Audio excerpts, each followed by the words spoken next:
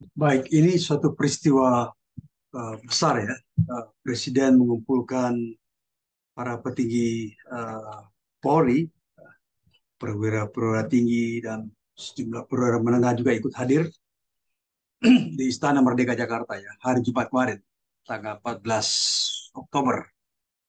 Nah, terus terang Presiden kecewa ya dengan menurunnya tingkat kepercayaan masyarakat yang secara drastis ya, karena persoalan hukum yang dihadapi petinggi Polri ya, mulai dari Irjen Pol Sambo, mantan Kadif Propam, dan kemudian juga ada persoalan gaya hidup yang disoroti oleh Presiden sebagai gaya hidup mewah atau hedonis. Ya. Nah, ini penjelasan Presiden kepada para petinggi Polri. Ya. Nah, menurut Presiden, di bulan November ya, di November mungkin tahun lalu kah, atau kapan ya, masih 80,2% percayaan kepada Polri tinggi sekali. Nah, kemudian ketika masuk bulan Agustus menurun menjadi 50%, jatuh kabur presidennya, jatuh telentang rendah sekali. Ini kalau menurut presiden itulah pekerjaan berat yang harus dikerjakan untuk membalikan kepercayaan masyarakat pada Polri di tengah situasi yang tidak mendukung saat ini. Ini yang presiden sampaikan ya, kepada para petinggi Polri. Menurut presiden, sebelum ada peristiwa penembakan di Duren 3 yang menyeret mantan Kadif Propam Irjen Pol Ferdisambo, indeks kepercayaan masyarakat Polri di puncak teratas saat itu. Ya. Kemudian juga hal ini karena kerja keras dan prestasi Polri dalam penanganan COVID-19 dengan mendukung penyuntikan 440 juta vaksin, ya, dosis vaksin kepada masyarakat. Sehingga pandemi bisa mereda dan ekonomi bisa tumbuh 5,4%. Tapi begitu ada peristiwa Verdi Sambo, runyam semua, ya, jatuh ke angka rendah. Ya. Menurut Presiden, dulu dibandingkan dengan institusi penegak hukum yang lain tertinggi. Sekarang ini terendah. Nah, ini yang harus menurut Presiden kerja keras. Nah, Presiden mengingatkan ya, di semua negara sulit menghadapi saat ini, menghadapi gelombang dan badai ekonomi global. Bahkan saat ini 66 negara telah berada pada posisi rentan dan 345 juta orang di 82 negara sudah menderita kekurangan pangan akut. Nah, untuk itu Presiden mengingatkan kepada seluruh jajaran Polri untuk memiliki kepekaan terhadap situasi krisis atau memiliki sense of crisis. Dia juga mengingatkan agar jajaran Polri bisa lebih memperhatikan gaya hidup agar tidak menimbulkan kecemburuan sosial dan menjadi sorotan masyarakat. Nah, ini kutipan langsung dari Presiden, dibilang, saya ingatkan masalah hidup, gaya hidup, lifestyle. Jangan sampai dalam situasi yang sulit ada letupan-letupan sosial karena adanya kecemburuan sosial ekonomi. Hati-hati. Sehingga saya ingatkan yang namanya Kapolres, Wakapolres, yang namanya Kapolda, yang namanya seluruh pejabat utama, perwira tinggi, mengerem total masalah gaya hidup. Jangan gagah-gagahan karena merasa punya mobil bagus atau motor gede yang bagus. Hati-hati. Hati-hati, saya ingatkan hati-hati.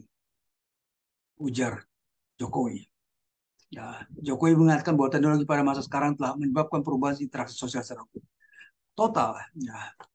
Nah, menurut Presiden, saat ini adalah masa penuh keterbukaan karena semua orang bisa mengabarkan peristiwa yang terjadi pada media sosial, bukan hanya TV, media cetak, atau media daring.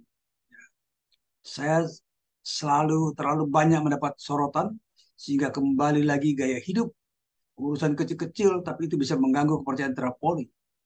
Urusan tadi, urusan mobil, urusan motor gede, urusan yang remeh-temeh saja, sepatunya apa, bajunya apa, dilihat masyarakat sekarang ini. Itu yang harus mengerti dalam situasi penggunaan keterbukaan. Arahan presiden ini terjadi bersamaan ya, bersamaan dengan ditangkapnya uh, Inspektur Jenderal Teddy ya karena kasus narkoba ya. Dia diduga menjual barang bukti narkoba seberat 5 kilogram. Ini adalah berkat pengembangan ya, perkembangan perkara. Awalnya orang sipil yang tangkap, kemudian berkembang, kemudian ada perwira polisi ditangkap, akhirnya mengarah pada Teddy dan kemudian Teddy sekarang sudah ditangkap. Ini pasti akan merendahkan betul dan membuat pusing kepala Kapolri. Ya sudah tertimpa masalah, ada lagi masalah. Kemarin ada masalah di Kanjuruhan, 132 orang meninggal. Saya kira situasi-situasi ini sulit sekali. Ya, saya yakin ya Kapolri punya komitmen yang kuat untuk menangani masalah seperti ini.